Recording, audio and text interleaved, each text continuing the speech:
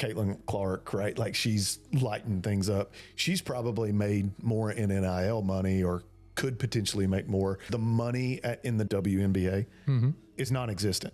Right. Right? Like, but she could change that. But can she? Something happened behind closed doors in Indiana that could reshape the entire future of the WNBA. According to multiple sources and online insiders, a private meeting took place at Pacers Sports and Entertainment headquarters, a meeting involving billionaire owner Steve Simon, head coach Stephanie White, and top Fever executives. What was allegedly said in that room has never been confirmed publicly.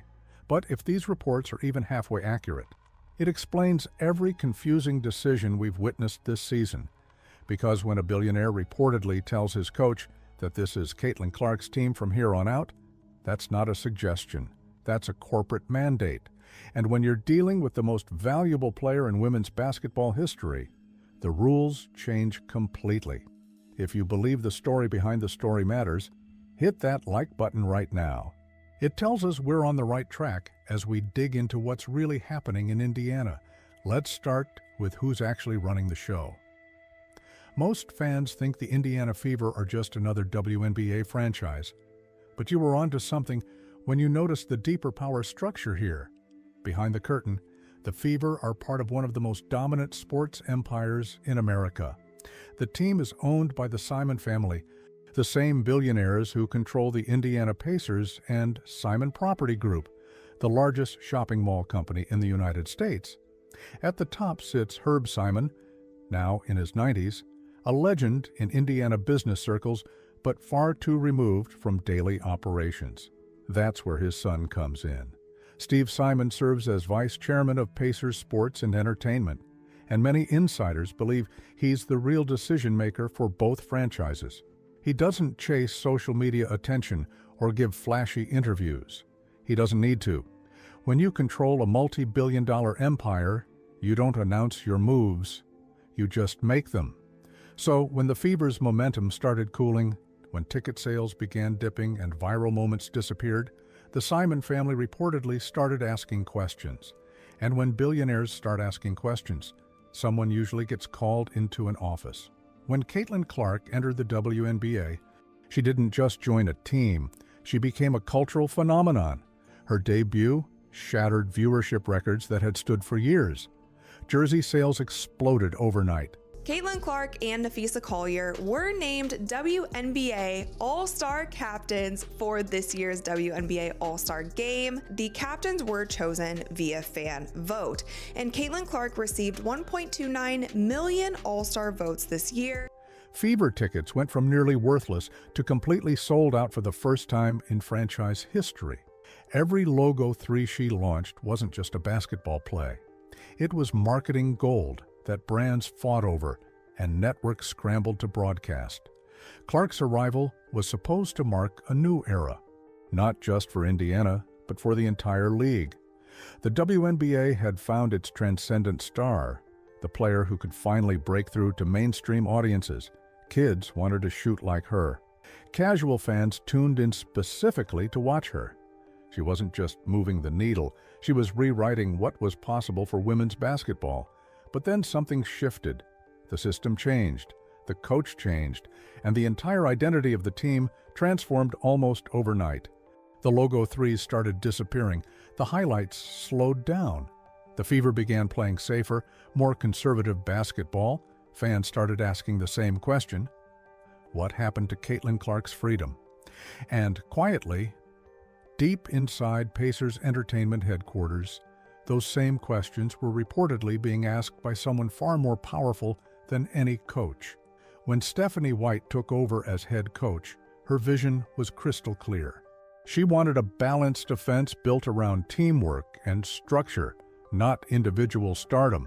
She wanted motion, ball movement, and disciplined possessions, the kind of basketball that wins championships, but also the kind that casual fans tune out from.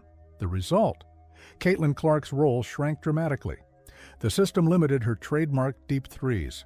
At times, she looked more like a traditional point guard managing the offense than the generational scorer who had captivated the nation.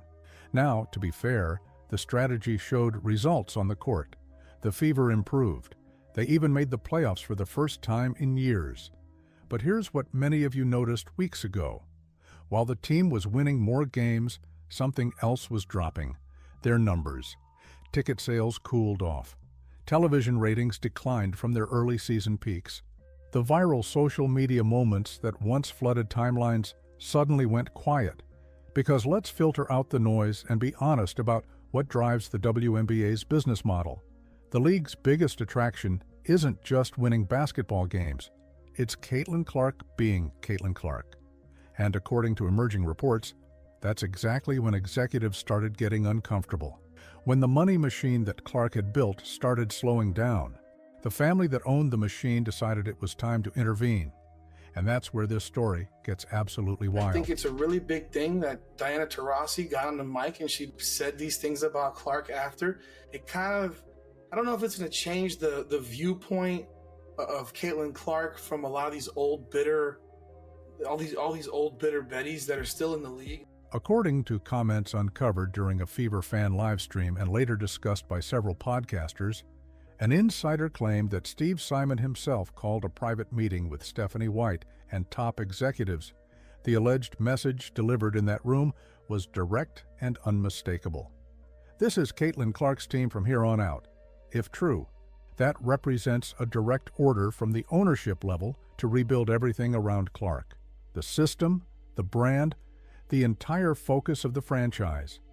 And here's what makes this so significant. This isn't just about basketball philosophy anymore. This is about protecting a billion-dollar investment in media, marketing, and cultural relevance. Drop a comment right now if you think ownership made the right call, or if you believe coaches should have full control over their systems, because this debate is splitting the basketball community right down the middle. The rumor suggests Simon told the executives that from this point forward, all decisions must prioritize Clark, her comfort, her usage rate, her visibility, her role as the face of not just the Fever, but potentially the entire league. And apparently, not everyone in that room was thrilled with the directive. One of those people was allegedly Stephanie White herself. Multiple reports claim she strongly objected when told that her carefully constructed system would need to be dismantled and rebuilt around one player. And when Steve Simon reportedly responded with, "You don't have to like it, but that's the way it is," the tension in that office reached a breaking point. Now, none of these meetings have been confirmed publicly. But here's where things start lining up with observable reality. After that supposed meeting time frame, fans began noticing strange shifts in messaging.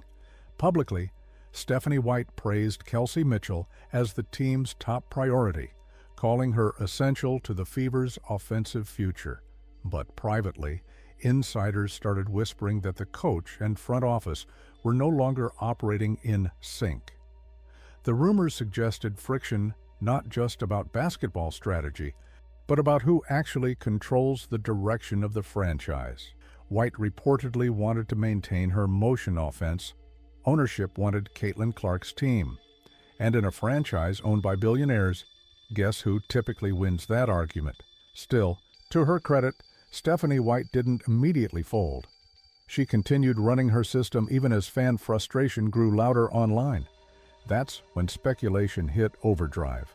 Was White's job actually secure? Was the front office divided on strategy?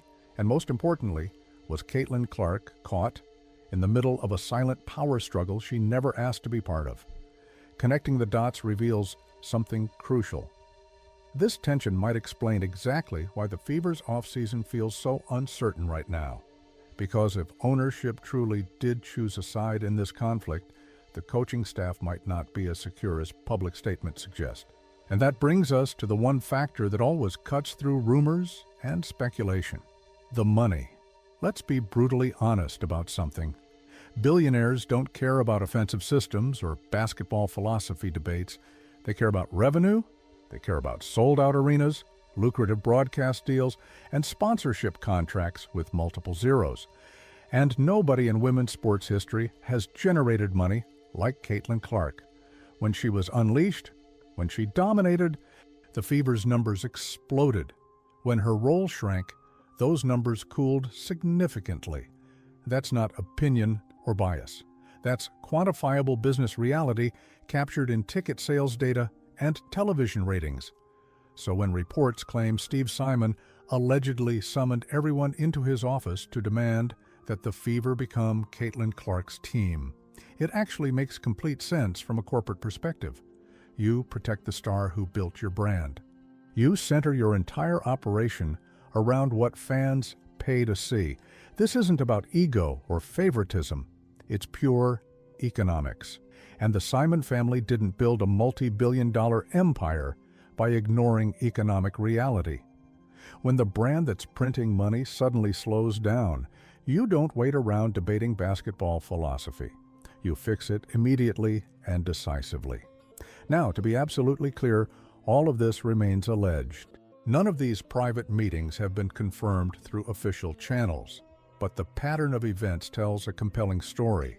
The coaching friction, the business slowdown, the sudden shifts in marketing strategy. All of these elements point in one clear direction, and when the dots connect this cleanly, reading between the lines becomes impossible to ignore. Because this situation isn't just about basketball anymore, it's about who really runs Indiana sports. Is it the coach on the sidelines implementing their system, or is it the billionaire upstairs with the final say on everything? If the rumors prove accurate, the Fever aren't just Caitlin Clark's team because of her talent, they're hers because ownership declared it so. And if that's genuinely the case, every player, coach, and executive in Indiana just received a new hierarchy, one where the player wearing number 22 holds more power than anyone else in the building. Think about the bigger picture here. A 90-year-old billionaire passes operational control to his son. A generational superstar completely changes the economics of an entire league.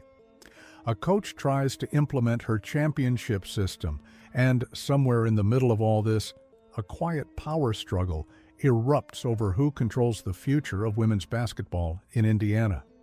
It's the kind of story that sounds like fiction until you examine the numbers, analyze the timing, and notice the deafening silence that followed these reports. Nobody's denying the rumors, but more tellingly, nobody's addressing them either. And sometimes, silence delivers the loudest answer of all. Here's what happens next, and this is critical. If ownership truly mandated that this is Caitlin Clark's franchise, the next season won't just be about basketball, it'll be about alignment. Will Stephanie White adapt and rebuild around Clark's strengths? Or will this be the final chapter of her Indiana coaching tenure? And what about the locker room dynamics? Will veterans like Kelsey Mitchell and Aaliyah Boston embrace this shift? Or will quiet resentment build behind the scenes? Remember, these women are elite competitors. Every player wants to lead. But in the new Indiana system, there may only be room for one superstar. Fans have already noticed signs of transformation, new marketing directions, increased Clark-centric promotions, subtle hints from executives about maximizing our global reach. Translation: they're doubling down completely on Caitlin Clark. And if that's the plan, expect everything from sponsorship deals to offensive sets to revolve entirely around her next season. If you want to stay ahead of this story as it develops, smash that subscribe button and hit the notification bell, because we're tracking every move Indiana makes this offseason. Next video, we're breaking down which coaches might actually be on the hot seat across the league. You won't want to miss it. As the dust settles in Indiana, one thing is absolutely certain: the power balance has shifted. The money is watching closely, and the fans can feel the change happening in real time. The only question remaining is who will still be standing when next season's tip-off arrives. This is the new reality of WNBA economics. When you find a star who can change everything, you build the entire empire around them. No exceptions.